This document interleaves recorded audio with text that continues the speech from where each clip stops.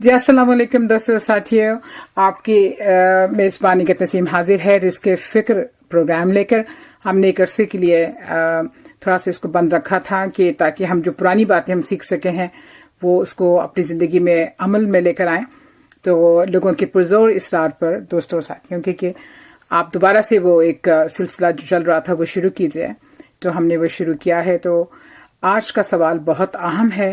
आइए चलते हैं लंदन और बात करते हैं सफदर हमदानी साहब से और पूछते हैं आप सब की तरफ से किया हुआ सवाल। जी अस्सलाम वालेकुम।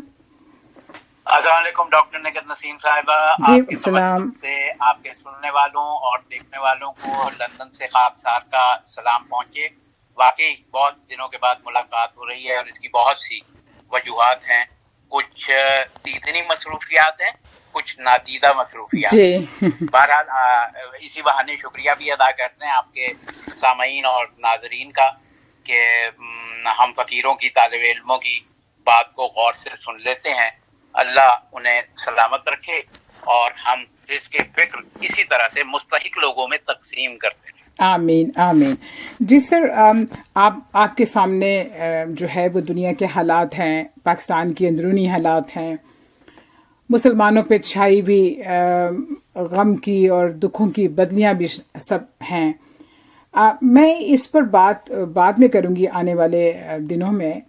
आज जो सबसे अहम सवाल है वो ये है कि उस्ताद और शागिर्द क्या होते हैं, यानी कि हम उस्ताद किसको कहते हैं और शागिर्द जो है वो क्या होता है, और अच्छा शागिर्द कौन सा होता है। आप एक बहुत अच्छी सी एक बात किया करते हैं, मैं चाहूंगी कि आप खुद बात करें कि वो एक ब्लॉटिंग पेपर की तरह होता है। तो मैं आपसे ये चाहूंगी, इसलिए कि देखिए आजकल अव्वल तो कोई चाहता नहीं है किसी से पूछना, और अगर कोई एक लफ्ज़ किसी को बता देता है तो वो खुद को बहुत बड़ा उस्ताद और वो ये और जो शागिर्द होता है उसकी तरफ से ये रद्द-ए-अमल आता है कि वो मेंशन नहीं करता कि उसने ये बात कहाँ से सीखी है, और मुझे ये लगता है जो मेंशन करते हैं वो सबसे अफजल होते हैं। तो आप क्या कहते हैं इस सिलसिले में? डॉक्टर साहब, एक बात शुरू में वाजे कर दूं अपने सुनने और देखने वालों के लिए। देखिए, ये ऐसा मौजू है जिस पर किताबों की किताबें लिखी गई हैं, लिखी जा सकती हैं, लिखी जाएंगी।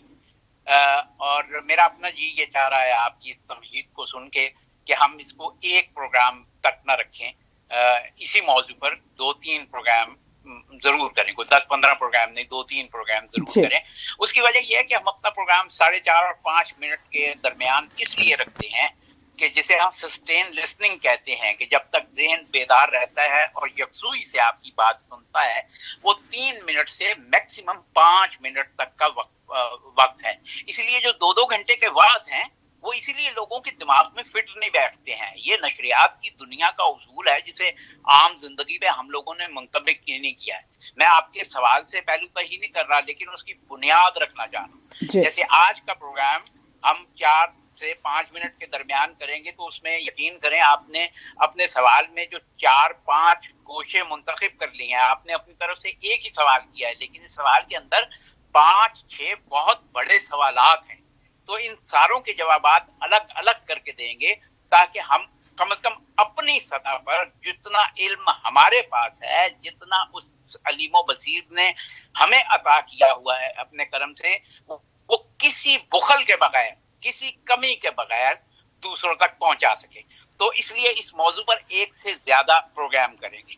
आपने 2 बातें बहुत बड़ी की हैं कि उस्ताद कौन है और शागिर्द कौन है। ये आपके सवाल की बुनियाद है।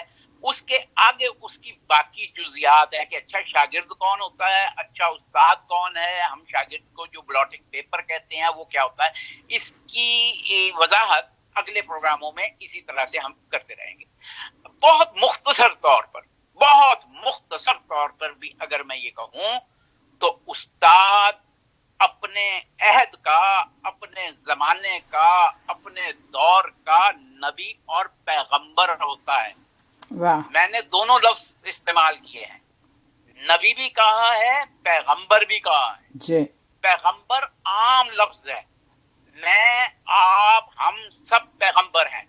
सुनने वाले बिल्कुल परेशान ना हो, हमें दरअसल लफ्जों में उलझा दिया गया है। हम लफ्जों के खमीर और उसके अंदर की जो माहियत है वो हम तक पहुंची بتائی نہیں گئی ہے، ہمیں اجازت ہی نہیں دی گئی کہ ہم لفظ کے اندر اتر کر دیکھیں گے اس کے معنی کیا ہے. جب بھی ہم پیغمبر کہتے ہیں لوگ پریشان ہو جاتے ہیں کہ اس آدمی نے اپنے آپ کو پیغمبر کہا ہے.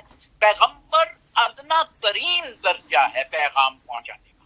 ہر وہ شخص جو اپنے اللہ کا، اپنے کریٹر کا، اپنے بھگوان کا، اپنے گاڈ کا پیغام پہنچا رہا ہے وہ اس کا پیغام بر ہے.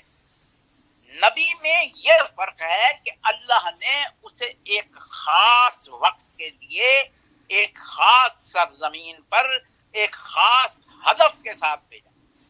کسی کو عرب کی سرزمین پہ اتارا، کسی کو عرب کی سرزمین کے اس علاقے میں اتارا جہاں افریقہ کے لوگ زیادہ آباد تھے، کہیں عرب کی اس سرزمین پہ اس علاقے میں اتارا جہاں رومن اور جوز زیادہ آباد تھے. تو اللہ نے خاص وقت کے لیے، خاص مدت کے لیے، خاص ہدف کے ساتھ اپنے نبی کو بھیجا اور ان پر نبوت نازل کی، یعنی اپنی ذمہ داری ڈالی. نبوت کوئی ڈگری نہیں ہے، نبوت ایک ذمہ داری ہے جو ہر نبی کو عطا ہوئی. اسی طرح اس میں سے سب سے بڑا درجہ نبیوں کا وہ ہے جو صاحبان شریعت نبی ہیں، جن پر اللہ نے اپنی شریعت بھیجی کہ وہ اس کی شریعت اپنے عوام تک پہنچائیں، اور پھر اس شریعت کے ساتھ اپنی کتاب بھیجی کہ یہ کتاب بھی انہیں دے دے، کیونکہ وہ تو نبی جتنی مدت کے لیے زندہ ہوگا اس کے درمیان اپنی امت کے لیے تو باتوں کے ذریعے تو وہ اپنی بات پہنچا دے گا جو اللہ کا پیغام ہے، لیکن جب وہ چلا جائے گا تو کیا ہوگا؟ پھر اس کی کتاب ان کے درمیان رہے گی. توریت رہے گی، انجیل رہے گی، زبور رہے گا، اور تا عشر عشیر اور تا آخر دل قرآن پاک رہے گا. یہ ہے نبی، یہ ہے پیغمبر. تو استاد ایک بڑے معنی میں پیغمبر ہے. دراصل وہ مجھے جب بھی کبھی کوئی استاد کہتا ہے تو میں کانپ جاتا ہوں، میں ڈر جاتا ہوں کہ میرے اوپر کتنی بڑی ذمہ داری لاد دی گئی ہے. طالب علم ہونے میں بڑے فوائد. دیکھیے ہمارا وقت اس تمہید میں ہی ختم ہو گیا آج کا، لیکن آپ سے 30 سیکنڈ لے کے اس تمہید کو ختم کروں کہ شاگرد جو ہے وہ امتی ہے، لیکن اس کا مطلب یہ نہیں کہ شاگرد پیغمبر نہیں بن سکتا. بعض اوقات شاگرد پیغمبر سے زیادہ اچھا پیغمبر ہوتا ہے. دراصل ایک ہی کلاس روم میں جب دو پیغمبر آمنے سامنے بیٹھے ہوں گے تو دونوں کی فریکوینسی آپس میں ملے گی. وہ آدمی جو آج آپ کا شاگرد ہے کلاس روم میں، کل ہی وہ کسی اور کلاس روم میں ایز اے استاد پڑھا رہا ہوگا تو آپ کا فریضہ، آپ کا منصب جو ہے وہ ادا کر رہا ہوگا، گویا آپ کی نمائندگی کر رہا ہوگا.